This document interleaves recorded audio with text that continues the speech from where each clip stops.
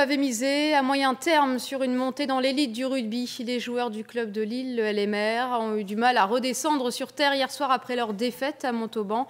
Ils continueront donc à jouer en 3e division nationale la saison prochaine. Avec nous sur ce plateau pour en parler, Jean-Claude Brancard, merci. Vous êtes le président du club. Une première réaction, la saison avait été belle, avait été riche en victoires. On se doute que la chute fait d'autant plus mal.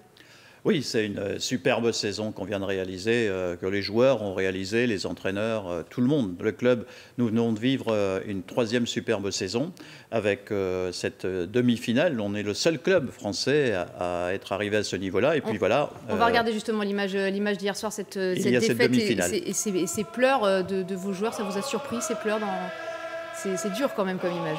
Oui, parce que le rugby est un sport sur lequel on doit tout donner. Les joueurs, les entraîneurs, les dirigeants, les bénévoles.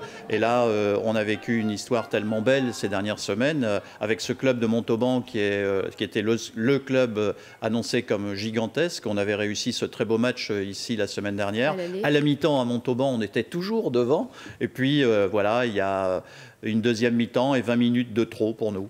Alors, je vais vous proposer, Jean-Claude, de regarder tout de suite, de revenir un petit peu en arrière, regarder ces 3 dernières années où vous avez finalement à chaque fois touché de très près cette Pro D2. C'est un résumé préparé par Christophe Lépine. Une défaite en demi-finale 35-12 face à Montauban et une terrible déception qui sonne peut-être le glas des ambitions du rugby lillois. C'est tellement dommage parce qu'on a bossé, on a été dans une poule dure et tout. Et puis voilà, c'est dur là. Franchement, c'est dur cette fin de match, voir l'écart au score alors qu'on tient et tout. C'est vraiment dur. La loi des séries pour le club de la métropole. 3 années de suite que le LMR bute à une marche de montée en Pro D2 malgré des saisons sans faille. Déjà en 2012 face à Massy, les rugbymen lillois échouent près du but en perdant le match décisif en demi-finale 13-7. C'est énormément de déception. Je crois que quand on est si près du but, ne pas y arriver, il n'y a rien de pire.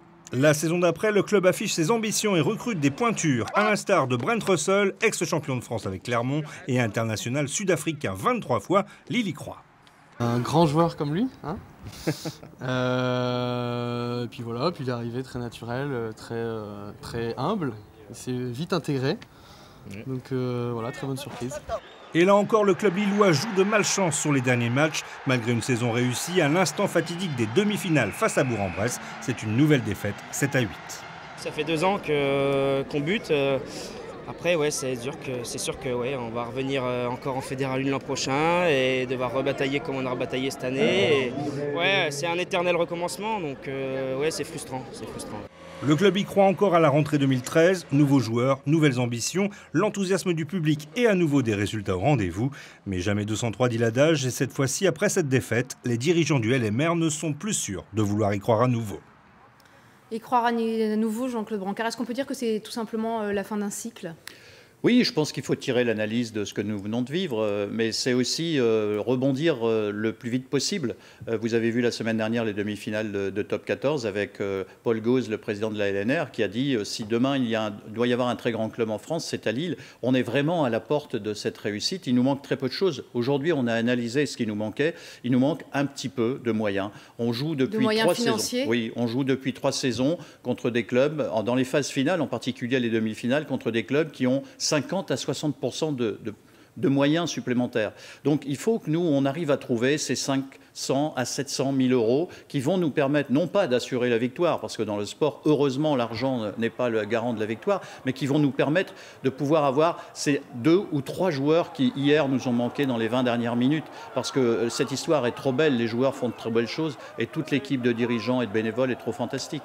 Et surtout, tous les clubs de la région, derrière nous, attendent qu'un grand club sorte pour que le rugby progresse et prenne sa place dans la région. Alors, on en est où là? Parce que hier, vous nous avez dit sur notre antenne que vous émettiez des doutes un petit peu sur votre fauteuil de président. Est-ce que vous allez le garder du coup si ces moyens financiers n'arrivent pas? Je lance un appel vraiment à tous les acteurs économiques et politiques de la région. Les élus nous aident déjà beaucoup, mais je crois que trouver 500 ou 700 000 euros dans le Nord-Pas-de-Calais dans les 3 semaines qui viennent pour réussir ce grand projet, équiper ce grand stade et avoir ce club de rugby qui va nous donner cette image extraordinaire, il faut qu'on le réussisse. Donc mon pari aujourd'hui, c'est après 9 ans de travail, après avoir réussi à montrer qu'il y a un vrai public, 9500 personnes, hier 300 spectateurs, nous ont suivis, supporters. Je pense qu'aujourd'hui, le rugby a sa place, donc il faut qu'on arrive à gagner ce défi, et je crois qu'on va le gagner, et si c'est le cas, je reste.